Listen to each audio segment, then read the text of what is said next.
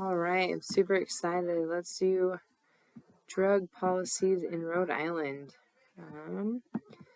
Make this a bit smaller here so I can see everything here. Perfect. Okay. So, as I discussed before, marijuana is recreational in the state of Rhode Island. You do have to be 21 or older, and I believe that is the same here in the state of Utah. However, we are not recreational, we are medicinal, but you still have to be 21 or older to have a card, I believe. In Rhode Island, you can have an ounce on your person and up to 6 plants to cultivate on your own. And I do know that, I want to say Colorado and Nevada also have similar cultivation possession laws. So if you are, it could be, so if you do have more than the ounce, it could be a misdemeanor or felony charge, depending on the situation. It's officer discretion. And then obviously, you always can't sell to minors.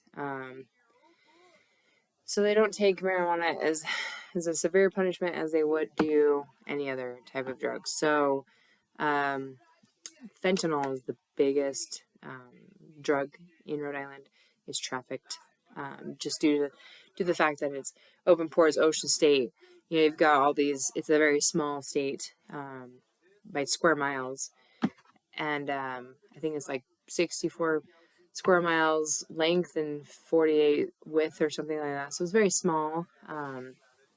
But you've got Connecticut, Maryland, you got Chicago, Boston. You've got all these big major cities nearby. So it's very interesting to see that. But if you get possession of heroin, cocaine, fentanyl, it is up to 3 years in prison and $5,000 fine. Trafficking obviously is 10 years in prison, and obviously heavy fines. Mandatory, you can get 10 grams of heroin equals 10 years minimum is the example I have. So I feel like, yes, I know, because just a very small fentanyl, it can go a long way.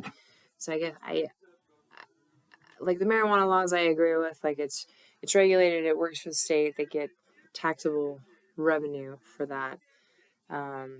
It's both medicinal and recreational.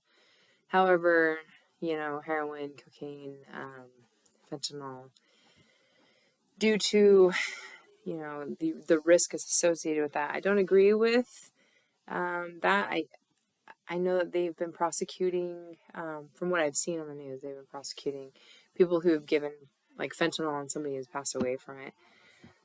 So I feel like it should be a little bit harder, in my opinion, on those harder class drugs. The reason I feel that way is just because of it's becoming an epidemic. Fentanyl, we discussed in our videos the other day, and fentanyl was like the biggest comment that I've heard from anybody was fentanyl, and each of their states was the number one was synthetic opioids.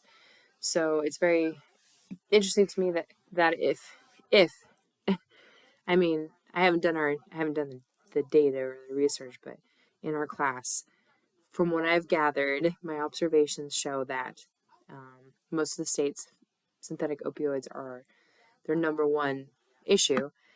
So if that's the case, then why are we not punishing harsher? I feel like I understand that the ports are secured and things like that, but I do also feel like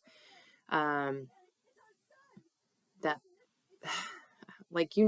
that's an incoming area, so I feel like that should be heavily regulated, and maybe it's a collaborative thing with the surrounding states that are oceanside. But anyway, so that's my take on this. Like I said, I agree with the marijuana take, but I'm not so satisfied with the heavy hardcore drugs, and that's just because of just what kind of epidemic is thus become. So, all right, thanks.